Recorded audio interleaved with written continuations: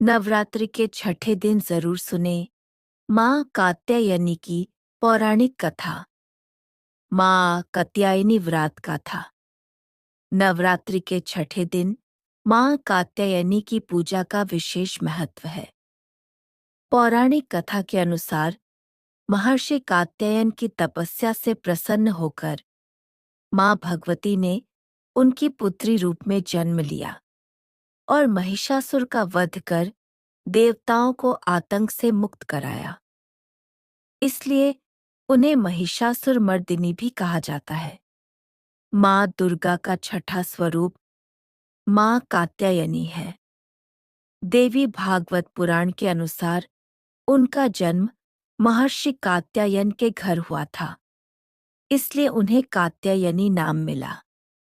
देवी के स्वरूप में बाईं ओर ऊपर वाला हाथ तलवार धारण किए और नीचे वाला हाथ कमल पुष्प से सुशोभित है। वहीं दाईं ओर का ऊपर वाला हाथ अभय मुद्रा में और नीचे वाला हाथ वर मुद्रा में स्थित है। माँ कात्यायनी की पौराणिक कथा। पौराणिक मान्यताओं के अनुसार वन्मीकथ नामक महर्षि के पुत्र कात्य से कात्य गोत्र की उत्पत्ति हुई। इसी गोत्र में आगे चलकर महर्षि कात्यायन का जन्म हुआ। उनकी कोई संतान नहीं थी, इसलिए उन्होंने माँ भगवती को पुत्री के रूप में प्राप्त करने की इच्छा से कठोर तपस्या की। उनकी भक्ति और तपस्या से प्रसन्न होकर माँ भगवती प्रकट हुईं और वचन दिया कि वे उनके घर पुत्री रूप में अवतरित होंगी। इसी बीच तीनों लोकों पर महिषासुर नामक दैत्य ने अत्याचार बढ़ा दिए। उसके आतंक से परेशान देवताओं ने ब्रह्मा, विष्णु और महादेव से सहायता मांगी। तब त्रिदेव के तेज से प्रकट होकर माँ ने महर्षि कात्यायन के घर जन्म लिया। पुत्री के रूप में अवतरित होने के कारण वे कात्यायनी नाम से प्रसिद्ध हुईं।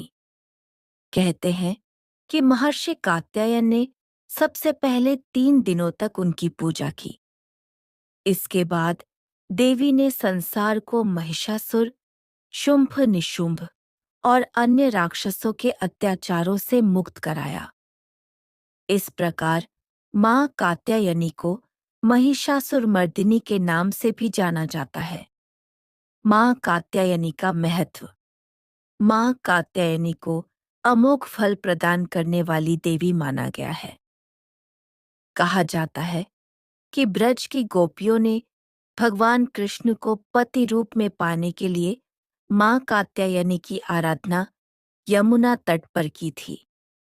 इसी कारण से उन्हें ब्रजमंडल की अधिष्ठात्री देवी भी कहा जाता है।